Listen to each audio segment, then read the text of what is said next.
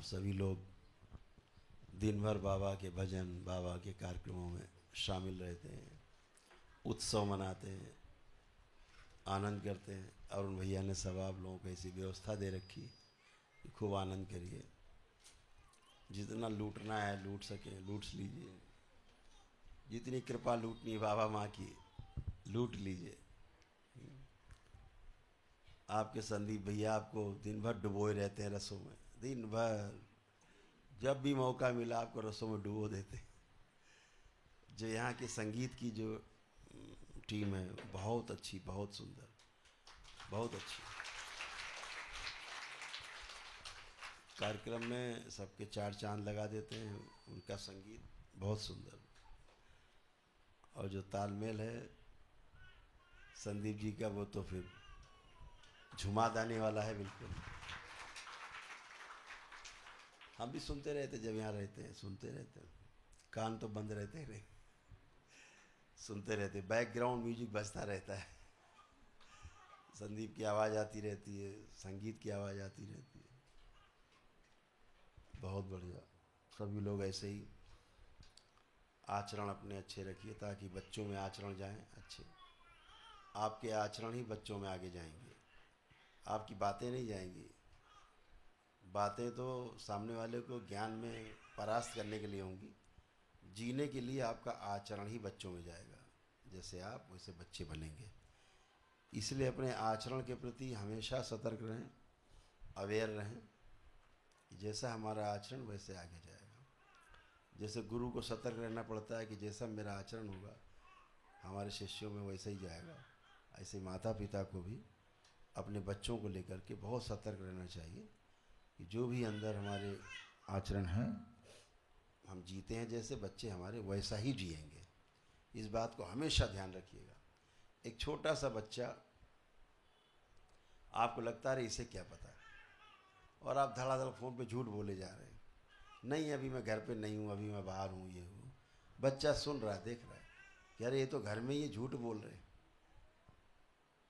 वो उम्र में छोटा होने के कारण या भयवश वो बोल नहीं पा रहा आपसे, लेकिन समझ सब रहा है। इससे मत सोचिएगा कि समझ नहीं रहा है, उसके आचरण में आएगा। वो भी बड़ा होगा ऐसे ही बोलेगा, पापा मैं जरा अभी स्कूल में हूँ, होगा किधर भी।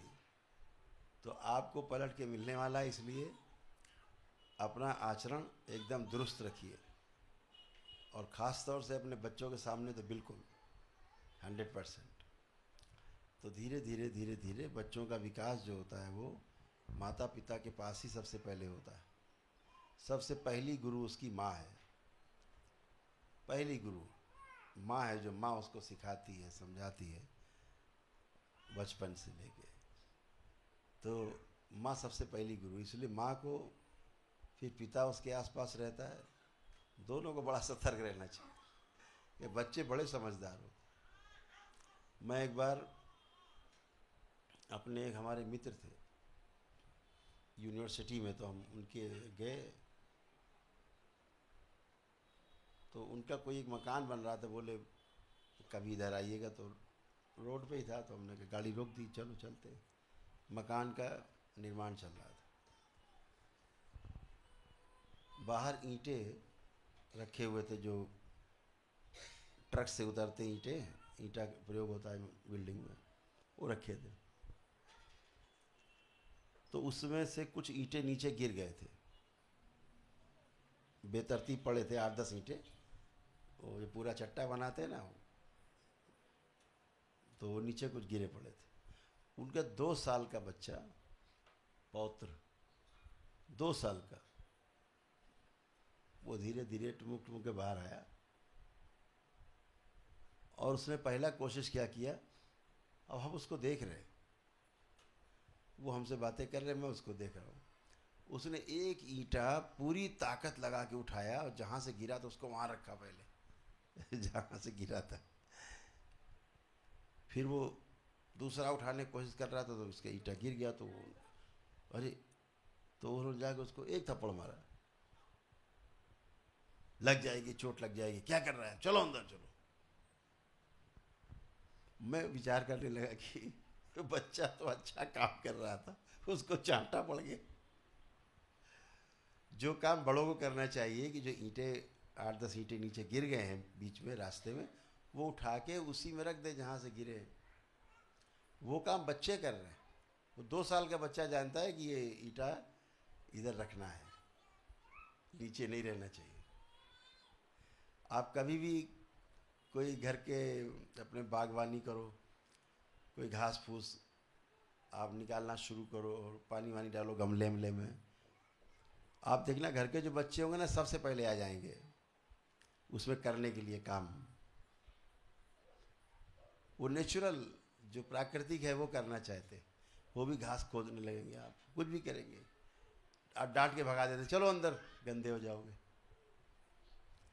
हम नेचर से उन्हें दूर करते, इन्हें यही काम कराना है उनसे, चलो आओ लगो आ जाओ, यही ये प्राकृतिक है। हाँ, बच्चियाँ आप देखिए, जो बच्चियाँ रहती छोटी, माँ आटा वगैरह मारती है तो बच्चियाँ पहुँच जाती हैं, खुद करने लगती हैं। तो जैसा आप में आचरण है वैसे बच्चे करते ही करते करते बड़े हो जाते, कब समझ जाते सीख जाते हैं पता ही नहीं लगता। कभी नहीं बताना पड़ता है कि भाई कैसे खाना खाओ, क्या खाना खाओ, कब खाना खाओ, सब पता है। सब पता है कौन आएगा, कैसे वेलकम करना है, कैसे विदा करना है, सारा पता है, सब रहता है। तो आचरण से ही जो है पूरा परिवार निर्मित होता है आपका। और अच्छे आचरण से जीना बनता है फिर आप पूरे परिवार का। इस बात का विशेष ध्यान रखो और बाबा माँ से हमेशा जुड़े रहो, अपने प्रार्थना संकल्प करते रहो और अच्छे बने रहो। ये इसका तरीका। आपके पास तो इतनी बड़ी शक्ति है, केवल आपके प्रार्थना संकल्प मात्र से अपने आप को स्वस्थ फील करते हो आप। तो इतनी बड़ी शक्ति आपके पास है, इतनी ऊर्जा आपके पास है। आपके पास ऊर्जा नहीं भी होती है, बाबा माँ से प्रार्थना करते हैं ना, आपका जैसी श्रद्धा आस्था विश्वास है आपको वहीं से ऊर्जा मिलती है सीधे। बहुत ऐसे ऐसे केसेस हैं। अभी अरुण भैया के यहाँ पे कर्मचारी था, उसको ब्रेन स्ट्रोक लगा। हाँ, ये बेचारे लेके भाग के उसको अस्पताल, डॉक्टर बोला बस 1-8 घंटे में ख़त्म, कार्डियक अरेस्ट हुआ है। हम भी उधर देख रहे, हमको फ़ोन किए, पूरा दरबार देख रहा कि अरे ये तो गया, नहीं बचेगा। ये बोल रहे कैसे भी हो गुरुदेव, चाहे जैसे हो गुरुदेव, इसको बचना चाहिए, ये मरना नहीं चाहिए। मैं कह रहा हूँ कैसी बातें कर रहे हो, चलो बाद में देखेंगे। दरबार दिखा रहा है गया, इसका टाइम पूरा ख़त्म काम। अब मैंने लिख के भी डाला इनको कि वो मुश्किल काम है, नहीं बचेगा, कुछ समय बाद ये समाप्त हो जाएगा, जीवन नहीं है ज़्यादा ना कैसे भी। और वो पूरा लकवाग्रस्त होकर पूरा डेड हो गया, मतलब कोई इसमें हरकत नहीं, कोई होश नहीं। अब ये प्रार्थना संकल्प और मुझको फ़ोन कर करके और मुझे मैसेज डाल के, और इधर भी इन्होंने बाबा को अर्जी लगा के, माँ को अर्जी लगा के, इन्होंने पूरा अपना कार्यक्रम फिट कर दिया इधर ही से।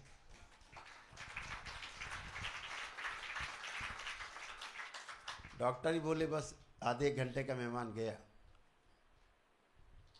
अभी कह रहे कुछ भी लग जाए, कुछ भी हो जाए, इसको बचाना है डॉक्टर साहब। डॉक्टर भी कह रहे कैसे आदमी है ये, कैसे बचेगा। लेकिन यहाँ दरबार सजा हुआ है, जैसे करौली शंकर महादेव धाम है कानपुर में, हरिद्वार में, ऐसे बेंगलोर में अभी ये दरबार है।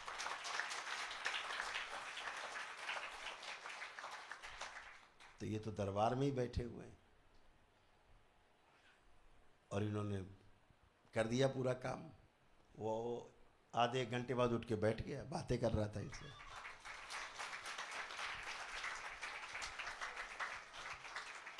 अभी तो डॉक्टर देख के हैरान है कि ये क्या हुआ।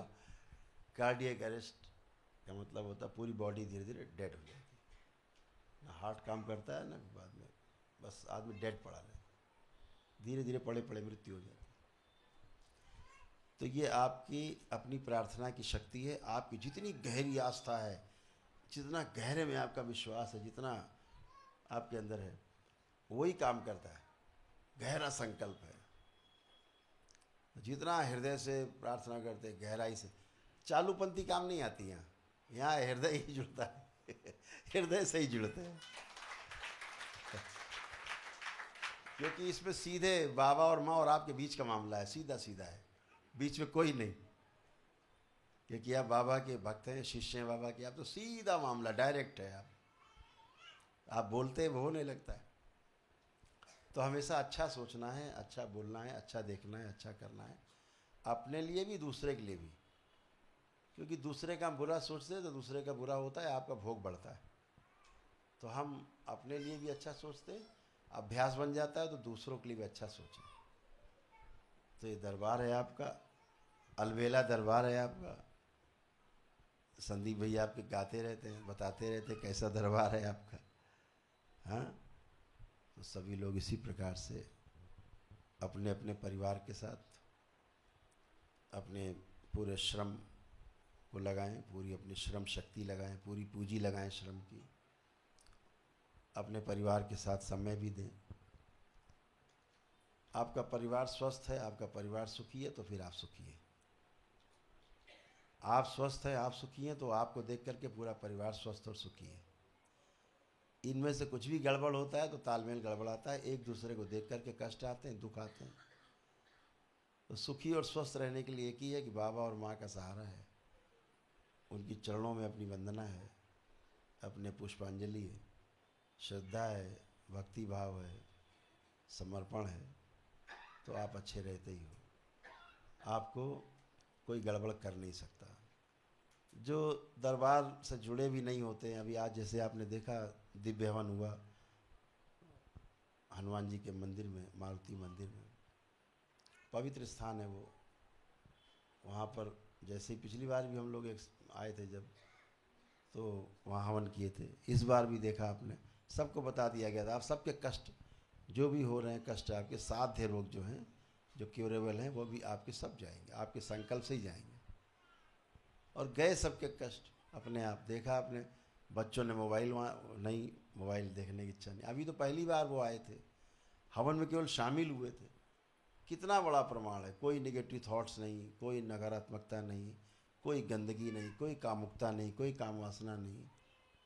ऐसे वहाँ बैठे, वर्तमान में बैठे, न भूतो न भविष्यति, एको हम द्वितीयो नास्ति भूतो न भविष्यति। तो वर्तमान में रहना ही सुख है। भूतकाल में पीड़ा है, भविष्य में चिंता है, वर्तमान में सुख है। तो मुझे लगता है सभी को सुख चाहिए।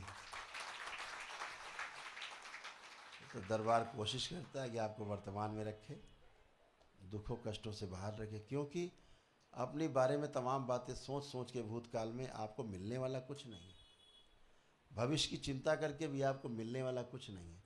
अगर कुछ मिलने वाला है तो वर्तमान में अपने पराक्रम से, अपने पुरुषार्थ से, अपनी योग साधना से, अपने अनुष्ठान से, जप तप से ही सब कुछ होने वाला है। इसलिए वर्तमान पे ही पूरा ध्यान केंद्रित रखना चाहिए। तो आप सभी लोग, भोजन का भी समय हो गया है, सभी लोग भोजन भी करेंगे और फिर आप लोगों से कल मुलाकात होती है, भेंट होती है फिर से। ठीक है, हरि है। बहुत धन्यवाद, थैंक यू सो मच।